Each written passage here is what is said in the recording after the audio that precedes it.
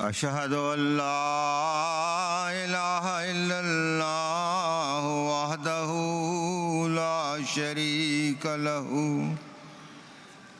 أشهد أن لا إله إلا الله وحده لا شريك له وأشهد أن محمدًا عبده ورسوله أما بعد فأعوذ بالله من الشيطان الرجيم بسم الله الرحمن الرحيم وإلهكم إله واحد لا إله إلا هو الرحمن الرحيم شهد الله أنه لا إله إلا هو والملائكة وأولو العلم قائما بالقسط لا إله إلا هو العزيز الحكيم أرأيت من اتخذ إلهه هواه أفأنت تكون عليه وكيلا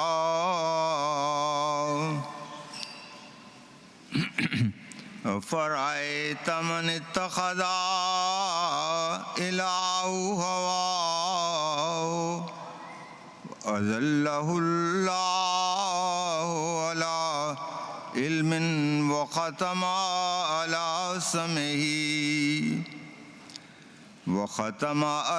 سمعه وقلبه وجعل على بصره غشاوة فمن يهدي من بعد الله أفلا تذكرون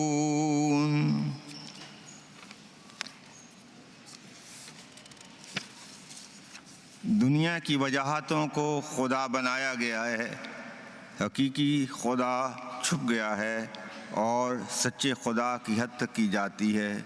These are words of حضرت مسیح موعود علیہ الصلاۃ والسلام. دنیا کی وجاہتوں کو خدا بنایا گیا ہے، حقیقی خدا چھپ گیا ہے اور سچے خدا کی حد تک کی جاتی ہے. They have made worldly prestige and power their God. The real God is hidden and the true God is being disrespected. Hazrat Masih Maud alayhi salatu wassalam writes, the task for which God has appointed me is that I should remove the malaise that afflicts the relationship between God and His creation and restore the relationship of love and sincerity between them through the proclamation of truth and by putting an end to religious conflicts. I should bring about peace and manifest the divine verities that have become hidden from the eyes of the world. I am called upon to demonstrate spirituality which lies buried under egoistic darkness. It is for me to demonstrate by practice and not by words alone the divine power which penetrates into a human being and are manifested through prayers or attention.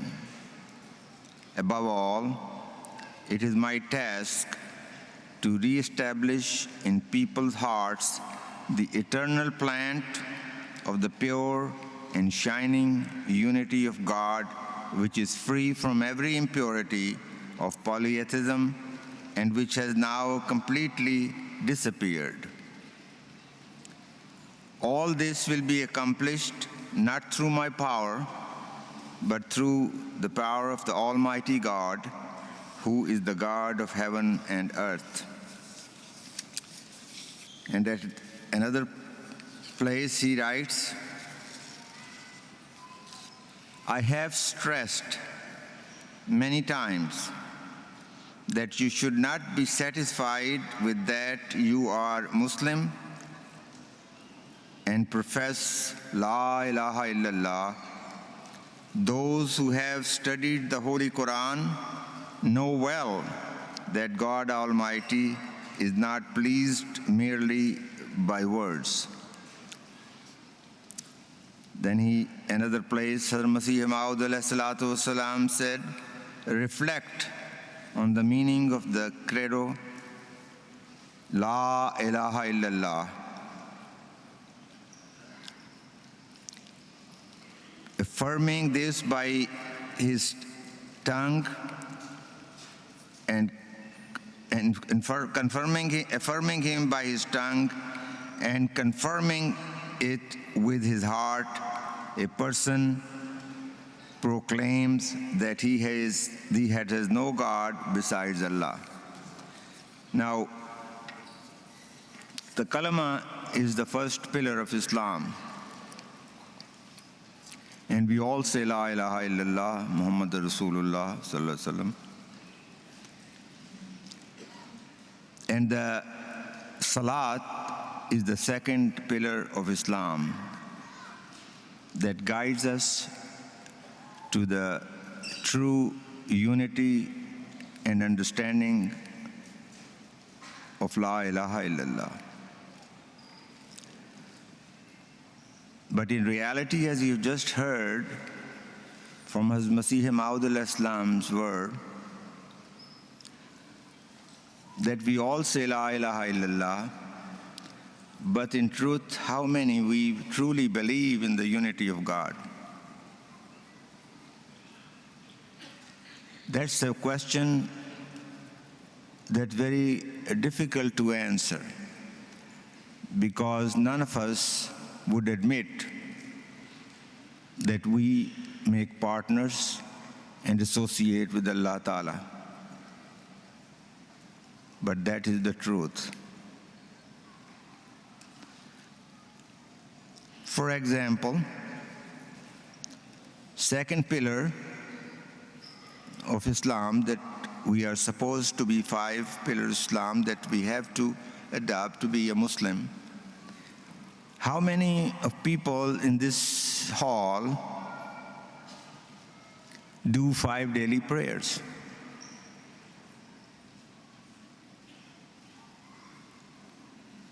We know all that this is not 100%. And I'm not going to go into what percentage of Ahmadi Muslims pray. But the question is that the path to leads us to the unity of God, if we are not on that path, how we claim that we believe in one God?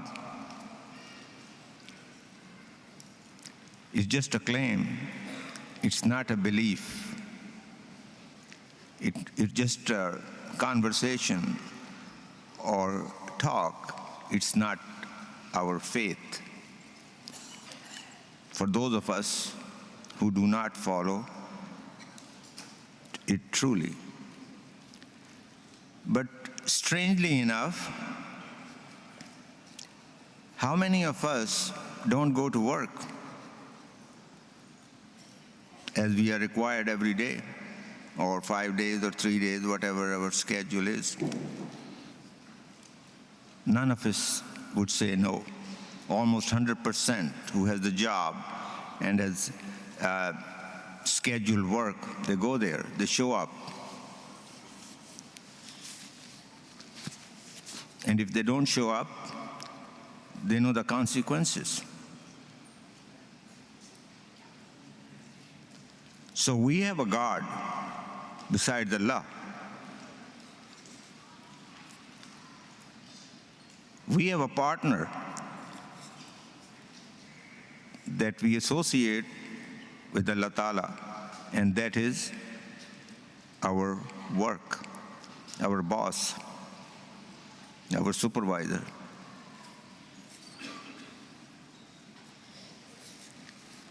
So how we can claim that we believe in the unity of God, and while our actions contradicts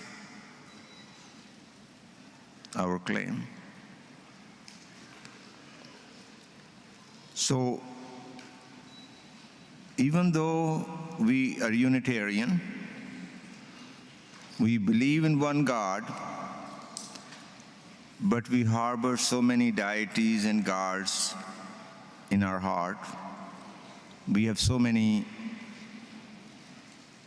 things that are dear to us besides God, and we make them our partner, God's partner.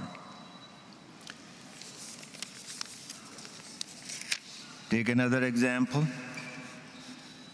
When time comes for the payment of the taxes, none of us will be delinquent, at least a good citizen, quote unquote, will pay the taxes even we like it or not,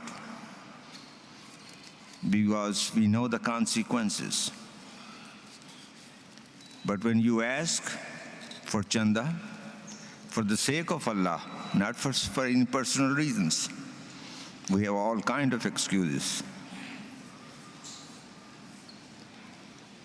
So we have made another God, and that's money. The love of money is our God, and the fear of the government is our God.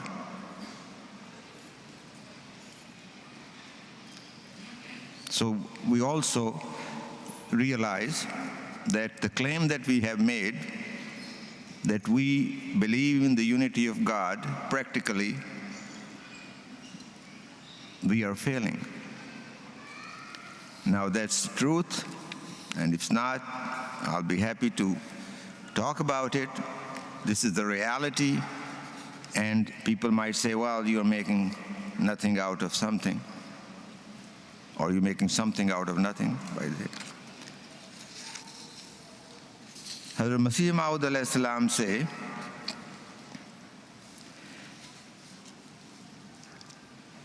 belief in unity gives birth to the love of God Almighty, as one realizes that all benefits and loss is in His hands, that He is the true benefactor, and that every particle proceeds from Him without the intervention of anyone else.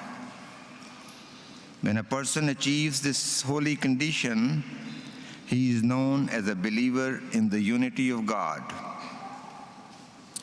One condition of belief in unity is that man should not worship stones or human beings or anything else, and should express disgust and abhorrence against deifying them.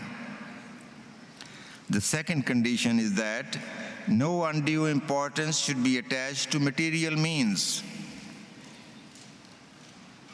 No undue attachment should be undue importance should be attached to material means. We just talked about it. The third condition is that one's ego and his purpose should also be excluded and negatived. Very often, a person has in mind his own qualities and power and imagines that he has achieved certain goods with his own power and depends so much upon his power that he attributes everything to it. Real faith in the unity of God is achieved. Real faith in the unity of God is achieved when a person negatives his own power also. So another God in our self is our ego. And we can experience it after the session. You go and talk to somebody in little harsh language and see what happens.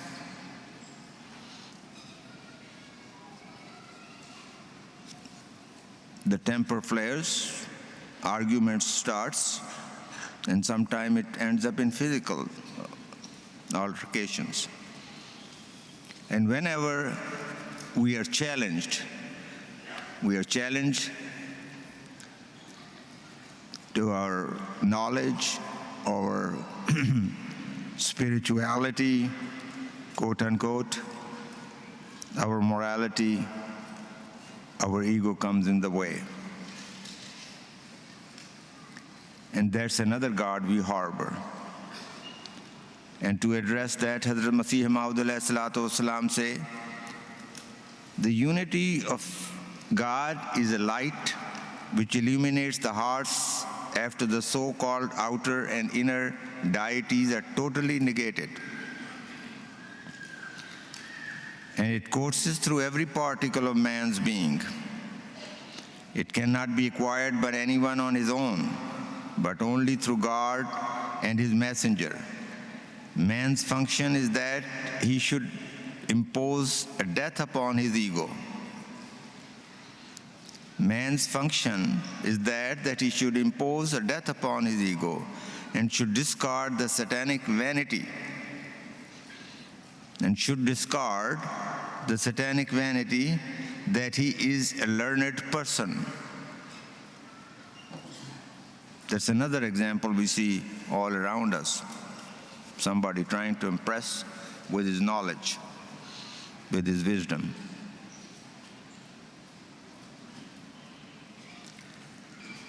He should deem himself of ignorance and should be occupied with supplication. Then the light of unity would descend upon him. Then the light of unity would descend upon him from God and would bestow new life upon him.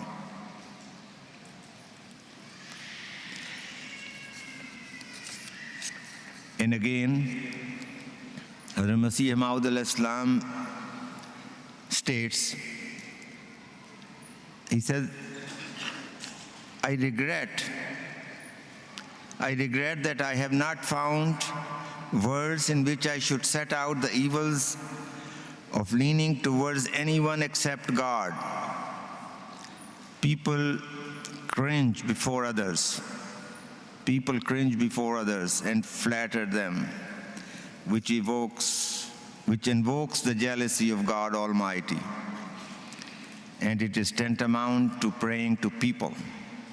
It is tantamount to praying to people from which God withdraws and he casts aside.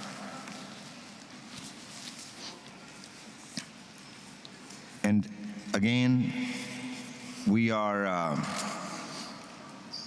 in our public relation matters, we go and seek some help from the worldly office holders, Congress people, senators, etc., etc. As long as we go there, talk to them as a servant of Allah Ta'ala with equality, with the message, with concerns, that is fine. But whenever our body language changes and they feel or we give them the impression that we are here to ask them something for their help, that is another God that we are trying to make.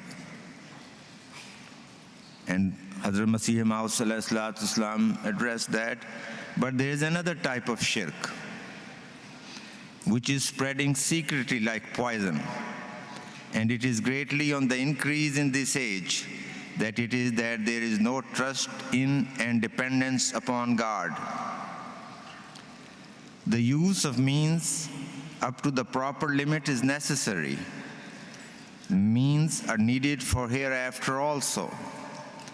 To carry out the commandment of God Almighty and to avoid vice and to carry out good works is all undertaken so that we should be at ease in this world and the next.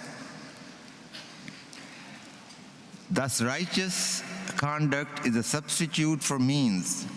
God has not forbidden use of means for the fulfilling of the worldly needs.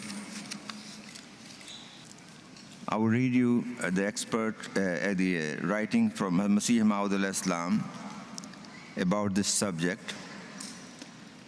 He says, if you examine your conscience, these words, please listen carefully, because he is addressing us. If you examine your conscience, you will recognize that you have not yet achieved true comfort and satisfaction, which is in instant brings about spiritual transformation.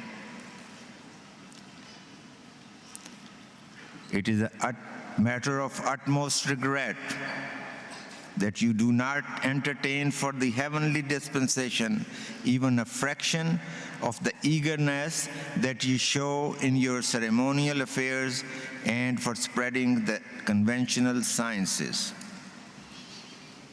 Rings so true in our daily life, so true.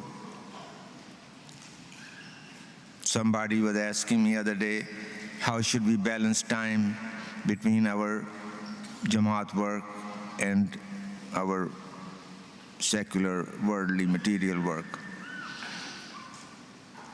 It is a matter of utmost regret, Hazur says,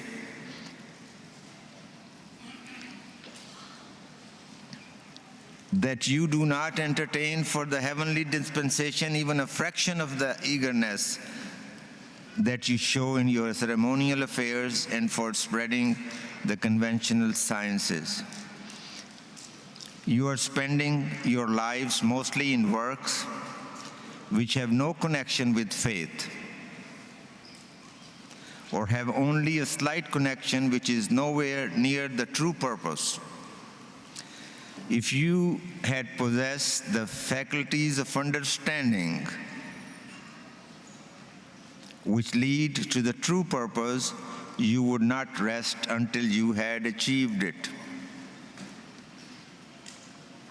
If we had that understanding, we would have worked hard. And Hazur says you would have not rest until you achieved it. And then he says, "O people, you have been created for the recognition, love, and obedience to your true Creator and your true God. So long as this purpose, which is the ultimate aim of your creation, does not manifest itself clearly in you, you are far away from true redemption." Does not manifest itself clearly in you, or you are far away from true redemption. Then he says, were you to speak justly?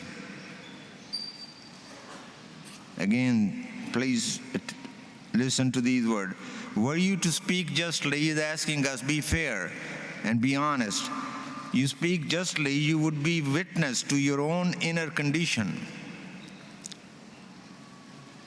and would confess that instead of worshiping God, you have installed in your heart a mighty idol of world worship, to which you prostrate yourself 1,000 times every moment.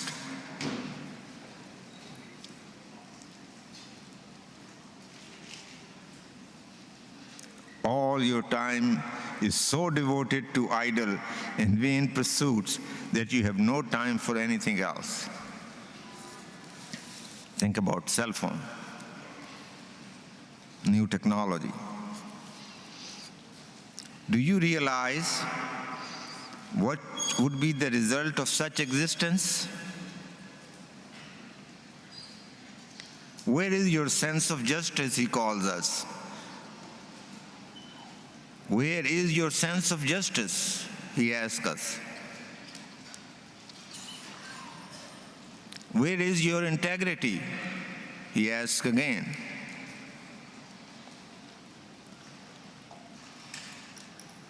Where is the truthfulness?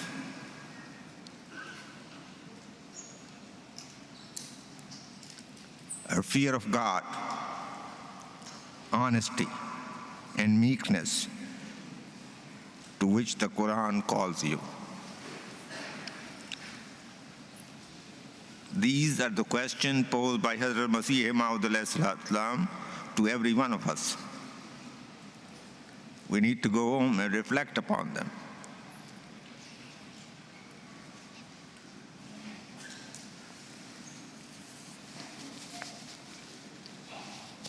Then he says, you do not recall even once in a number of years that you have a God.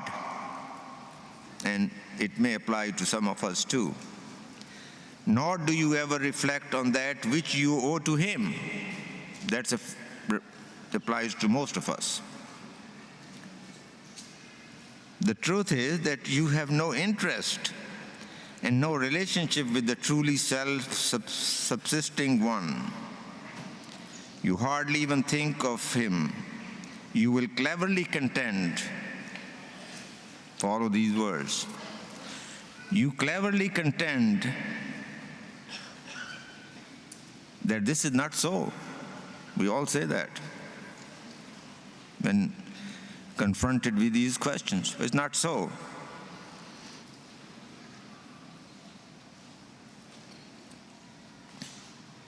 But God's universal law puts you to shame when it reminds you that you do not possess the signs of the faithful ones. You claim vehemently that you're wise and serious-minded in your worldly affairs. Yet your ability, intelligence, and farsightedness terminates within the sphere of the world. Or your claims of being wise, intelligent, just limited to the world affairs. It does not cross to the spiritual. You are content with the life of this world as if it would last forever. But not once in your lifetime do you recall that other universe whose joy possesses true satisfaction and are eternal. How unfortunate it is that you are totally heedless of and have shut your eyes to a mighty matter, and you run eagerly after passing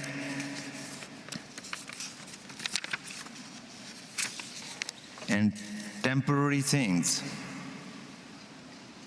You are well aware that you will certainly be overtaken by a moment in which your life and all your desire will instantly come to an end. While we're having a fun time, we don't realize it. There's going to be an end. It is a strange misfortune, he says, however, that despite this knowledge, you are wasting the whole of your time in running after the world. And this is not confined to legitimate means, but you also resort to all kinds of illegitimate means, beginning with falsehood and deceit. अब मैं चंद अल्फाज उन लोगों के लिए कहना चाहता हूँ जो उर्दू में हैं, बेहतर समझ सकेंगे। गुज़श्ता साल भी मैंने उन इमिग्रेंट से यहाँ आए हैं दरख्वास्त की थी कि आप अल्लाह ताला के फ़ज़ल से इसलिए यहाँ आए हैं कि आपको मज़हबी आज़ादी हासिल हो। आपके आने की सबसे बड़ी वजह जो आपने यूएनओ को और दूसरे मुल्कों को दी थी कि आपको वहाँ मज़हबी आज़ादी नहीं है, और आज के मज़मून से अगर उसको ताल्लुक़ रखा जाए تو آپ کو کلمے کی اجازت نہیں ہے، آپ وہاں کلمہ نہیں پڑھ سکتے، آپ ایک خدا کو نہیں مان سکتے۔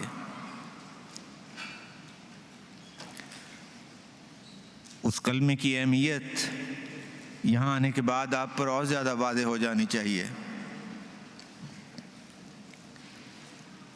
اگر وہاں غیر اللہ کے خوف سے آپ کلمہ نہیں پڑھ سکتے تو ایسا نہ ہو کہ یہاں غیر اللہ کی محبت میں آپ کلمے کو بھول جائیں۔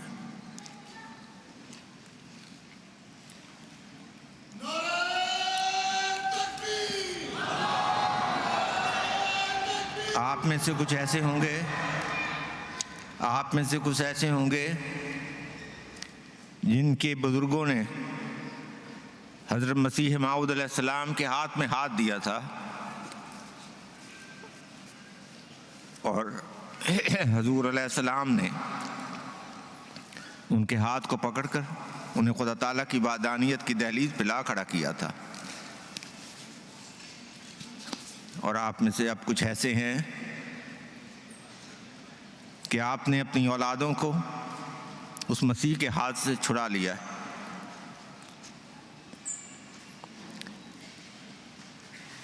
اور غیر اللہ کے دروازے پہ لا کھڑا کیا ہے۔ آپ کے بزرگوں نے اللہ تعالیٰ کے نور کو دیکھا تھا، اور آپ کی اولادیں شیطان کے شکنجے میں آنے والی ہیں۔ اللہ نہ کرے کہ ایسا ہو، پر اگر ہم اپنے ارد گرد دیکھیں تو ہمیں اپنی اولادوں کو خدا بنانے کی فکر پڑی ہوئی ہے، اور اصل خدا کو ہم بھول رہے ہیں۔ مجھے کوئی خوش فہمی نہیں ہے کہ جو کچھ جلسے میں کہا گیا ہے اس کا کتنا اثر ہوگا۔ میں آپ نے آخری اس میں حضرت مسیح موعود علیہ السلام کے الفاظ میں آپ کو یہ الفاظ پہنچا دیتا ہوں۔ حضور فرماتے ہیں، میں یقیناً کہتا ہوں کہ اگر انسان کلمہ طیبہ کی حقیقت سے واقف ہو جاوے اور عملی طور پر اس پر کاربند ہو جاوے تو وہ بہت ترقی کر سکتا ہے اور خدا تعالیٰ کی عجیب در عجیب قدرتوں کا مشاہدہ کر سکتا ہے۔ یہ امر خوب سمجھ لو کہ میں جو اس مقام پہ کھڑا ہوں، میں معمولی واعظ کی حیثیت سے نہیں کھڑا ہوں اور کوئی کہانی سنانے کے لیے نہیں کھڑا ہوا، بلکہ میں تو ادائے شہادت کے لیے کھڑا ہوا ہوں۔ میں معمولی واعظ کی حیثیت سے نہیں کھڑا ہوا اور کوئی کہانی سنانے کے لیے نہیں کھڑا ہوا ہوں، بلکہ میں تو ادائے شہادت کے لیے کھڑا ہوا ہوں۔ میں نے وہ پیغام جو اللہ تعالیٰ نے مجھے دیا ہے پہنچا دینا ہے۔ اس امر کی مجھے پرواہ نہیں، کوئی اسے سنتا ہے یا نہیں سنتا، اور مانتا ہے یا نہیں مانتا۔ اس کا جواب تم خود دو گے۔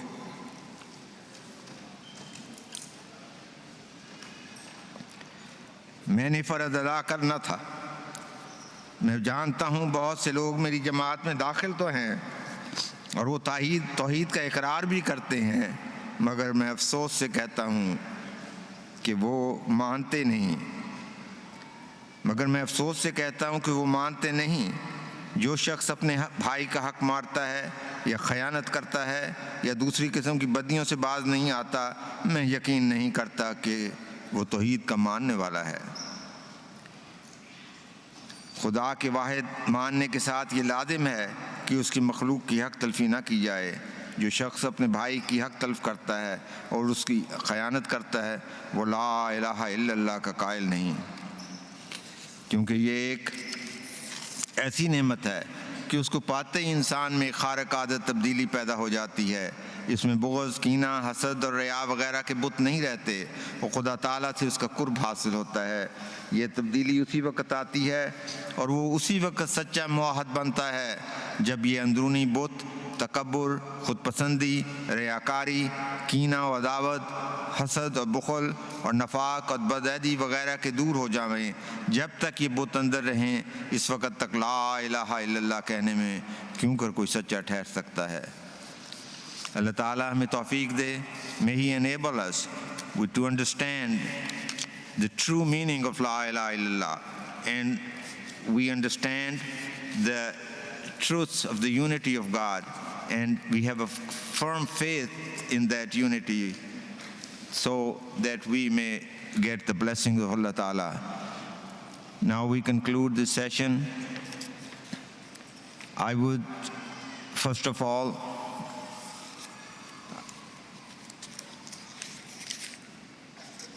bring attention to our guest. We realized that it was a new place and you might have some inconveniences and discomforts, and on behalf of all volunteers and myself, I apologize, and hopefully we can improve upon them. Please, if all the problem that you have, if you can write to us, to Jalsa Salana, we'll make sure that it should be taken care of and corrected next time. Please remember all the volunteers in your prayers. I thank all the volunteers for their time, their hard work. May God bless them and reward them immensely. Then we need to pray. First of all, the topic I just discussed, that may the unity of Allah Ta'ala be established in this world, and may we be the instrument as a member of Jama'at Ahmadiyya that to establish the unity of God in this world, and first in our hearts and then spread it to others. We also should be particular in reciting, invoking the Durood Sharif. We should also pray for Masih Maud alayhi salam, his mission, that Jama'at spread rapidly and the mission of our Masih Maud salam be fulfilled. And may Allah Ta'ala enable us to bring that change. We should also pray for Khalifatul Masih's health and his mission and his long, healthy life. And we also make ourselves his helper. And by doing this, we can help the mission of the Jama'at, mission of Masih Maud alayhi salatu wasalam. We should pray for all the shuhadas. Recently we have a few shahadat in Pakistan. May Allah Ta'ala elevate their status and comfort their loved ones. Also those people who are prisoner of conscience and prison in Pakistan and other places because they are Ahmadis, please pray for their early release and their safety. Hazrat Khalifatul Masih repeatedly asking us to pray for the people in Palestine. We should continue to pray for them. May Allah alleviate their difficulties and relieve them from their sufferings. Also, there is a wave of persecution in Pakistan more than before. We should continue to help them with our prayers.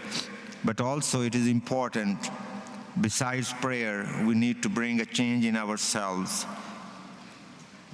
to bring Allah's help and blessing to Jama'at.